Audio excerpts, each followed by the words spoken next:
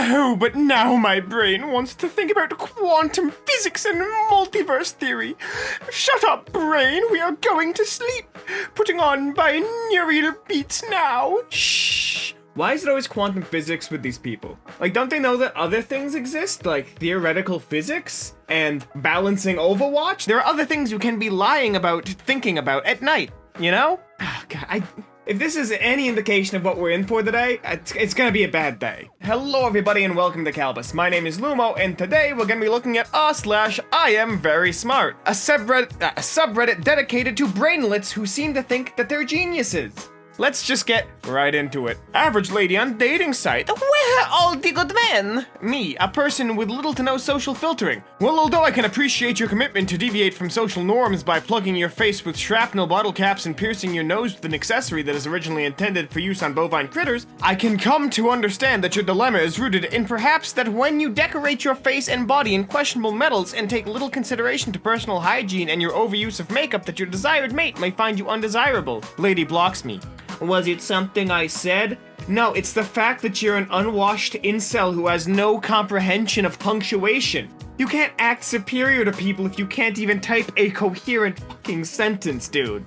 I never understood this. Like, you're going on a dating site to find somebody. So why are you trying to shame somebody who you clearly have no interest in? Let people dress and decorate themselves in the way that they like. Their body is their own art piece. Like, I never understood it. I never understood the concept of like, yes, she has a piercing, which means that, ew. Like, no, that looks good. And if you don't think it looks good, that's on you, but don't go harassing people about it. That just makes you a brainlet. I'll speak a lot of stuff that goes right over most young men's heads because they're not ready for it. Why have I always vibed well with older folk? I know things at a young age that usually come at an older age. Translation: I'm an unlikable twat. I discovered that older generations tend to take pity on younger generations if it's very clear they can't socialize in any meaningful way.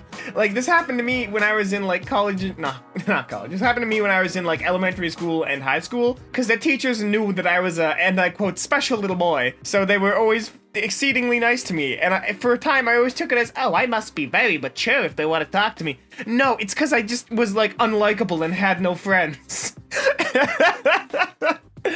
I have a feeling that I know what this person's situation is. It's a wild thing when you can sense the difference in IQ levels in a conversation. It's a wild thing when you can sense who got way too into Rick and Morty. Oh my god, I hate these people so much. Like, if you're so much better than other people, why don't you go enroll in college early, my homie? If you're so much smarter than me, go ahead. Tell me all about how normal maps and bump maps work. You know, show to me your infinitely higher understanding of the universe and everything within it. These people must be gymnasts. How else can they be so flexible that they can get their entire head up their own asses? Like, it's insane to me. It's boggling. It's just I don't understand. It's just amazingly shitty. If Lego minifigures were made and not born, then how does that explain where baby minifigures come from? This is such a 3 IQ take, and I'm here for this meme. Just a piece of feedback. The meme really isn't funny. Minifigures being born isn't really ingrained in the social consciousness of people, a fool or not. This causes a dissonance between two statements in this image. Memes mostly come from socially prevailing issues or ideas, topics discussed, even within an esoteric group such as the A-full community. God, I don't even have one, and my vagina is completely dry reading this. How can you be so up your own ass? Especially about memes of all things. Memes are things like me and the boys looking for beans at 2 a.m. They're not some higher discussion. They can be, but they're not normally. They're literally stupid things that make people go and go on with their day. That's it. What is with this like lukewarm poop sock take? I don't understand. From my fake book this morning, you form a line. Then blue. To formalize this, the hidden lies congregate, assimilate, sheep. Spread the hate, it truly makes me sick. The parentheses are for simpletons. Why does this feel like something Onision would tweet after he gets caught doing something illegal again? Like, this is so pretentious, just like, yes, wake up, sheeple. Like, no, you're not enlightened, you're just a judgy twat. Like, yes, haha, Facebook bad, but like, this is like Reddit, like, storming the TikTok reviews because we're the best community, clearly. We're not toxic at all. And then, you know, it's that kind of like superiority complex that makes it so people don't want to talk to you. When I am cursed with knowledge, too much for one person to contain. If you want any quick advanced maths, I'll give you part of the curse. I don't understand how people think this makes them cool. Being intelligent is a desirable trait, don't mishear me. But how can people think that flexing that makes them in any way, shape, or form more desirable? It makes me less likely to want to talk to you because you already come into a conversation thinking you're better than me. That's just not okay. That's not how things should be. We should approach conversations as equal, not as, ah yes, Cthulhu blessed my brain and upon seeing the infinite, it exploded. Like, no, stop. Learn to socialize. You want to be Big Bang Theory cosplayers. Like, come on. Why? Before I started watching Rick and Morty, I didn't like science, and about a year later, I'm reading Third Feynman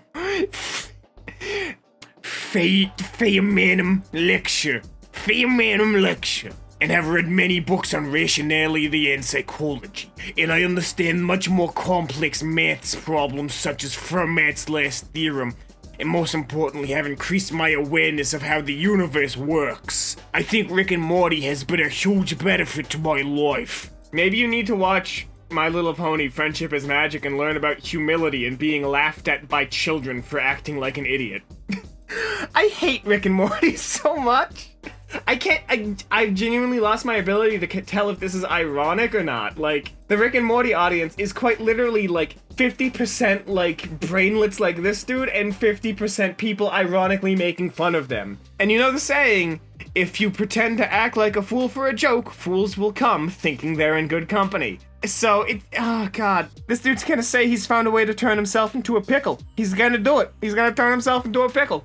And we're just gonna have to be okay with that happening. Not a teacher, but when I got the results of my IQ test that showed a 145 plus, the highest the test could go, verbal IQ, edit. An IQ test consists of two parts. One verbal, which is mostly about creativity and analyzing, and one mathematical, which is about calculating and other things like that. By the age of 3, I was talking full sentences and holding casual conversations about things like the books I read. I also never spoke in baby language, always just a sentence. I forgot this. I had read 400 books from the library at the age of 9.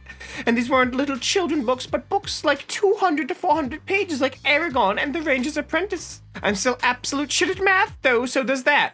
I can't wait to burst this dude's bubble. Guess what? 141, bitches. And I'm still a brainlet. I was speaking early too, and reading full books early too. That doesn't make me special, that just means that cognitively I developed a little bit faster than my peers. But emotionally, I did not, because I was stunted because people told me I was special. I wasn't. I just did good on an arbitrary test that only tells you of potential, not actual application. Like, I hate when people flex their IQ tests. It's literally, like, to my understanding, an IQ test isn't a measure of how smart you are. It's a measure of how smart you could be. How smart you have the potential to be. And even then, it's only a suggestion because you don't fully understand how the human brain maps things and memorizes things. Anyone can be as smart as anyone, given enough study and practice. It's just a matter of how much you can reasonably store easily and how quickly you can pick up on things. That's it. There's nothing else to it. It doesn't make you goddamn Rick Sanchez. It's literally just a goddamn number you can use to try and flex on the internet. It's just about it. I'm the smart girl that doesn't flex it, lol. My class says I should replace the teacher, but I keep it low-key so I don't have to, LMAO. And yet here you are, flexing. I never understood people like that. Why do you want to be special so bad in a way that makes you look like such a pretentious douchebag? Like, someone in the comments, statistically, there's enough of you that someone has to have acted like this in the past and come to realize their folly. Like, please tell me in the comments, like, why do people act like this? It's genuinely fascinating to me as a concept, why people feel the need to fake and flex. I mean, I know in some people's cases, like certain higher-end YouTubers, they flex because they have no self-confidence of their own. Maybe that's it. The Prince by Niccolo Machiavelli. I read this book in high school, and my teacher told me not to read it because it was too hard for me. Wrong too. And I wouldn't understand it. We had to form a circle and summarize what we had read amongst all our classmates, and everyone was so surprised I actually did a book report, since I never did any of my homework. Not to mention how amazed my teacher was that I understood the book. Everyone wasn't shocked that I read college-level material and understood it. Well, they read their little story books. Conclusion: school bored me, nothing challenged me, except this book that is my favorite book till this day. Conclusion: things need to challenge me in order for me to be engaged. Imagine acting so smart and having so many grammatical errors that I can actually probably just put you in, like, late middle school. Imagine trying to flex your big brain and typing like an absolute chungus. Like, come on, dude. Come on. Also, this thumbnail looks like the thumbnail of this video. I don't know why, but just that little ghostly figure staring concerned at the play bar is just kind of breaking me a little bit. It's like a three wolf moon kind of deal. Funny thing, the cold air. Most guys shrink up, but not me, lol. That's good to know. Haha, I like the sarcasm.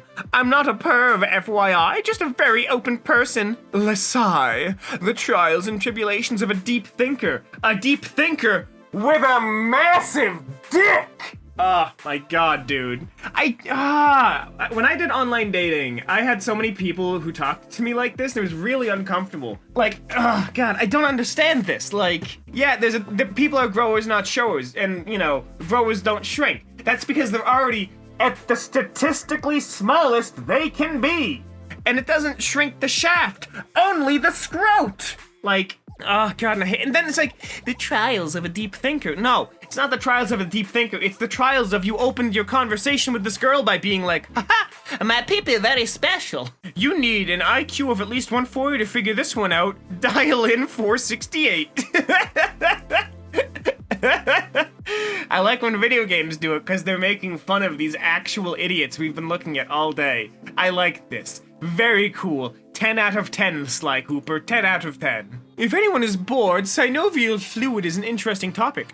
I spend my days off binging science articles because your breadth of knowledge can never be too vast. Side note, breadth and width are only examples of the dith in English I'm aware of, and it seems both words have semi-similar meanings. You know what? I've been tearing into all of these people. I don't want to tear into this dude. Not for any particular reason. That side note's kind of pretentious, but like, you know, that's a good advice. Spend your time learning something new to improve yourself. I want to leave it on a positive note, because I think that's just a good way to end a video that I've been kind of relentless in. So, you know, learn something new, be a better person tomorrow than you were today, and be a better person today than you were yesterday. And that's all the time we have here today on Kalbus. If you liked this, make sure to subscribe and leave a like, because the support you guys have been showing us proves to us that you guys are all very smart. As always, my name has been Lumo. If you liked I Am Very Smart, there's another video coming up in a couple of seconds. And as always, I hope to see you in the very next Kalbus video. Have a lovely day.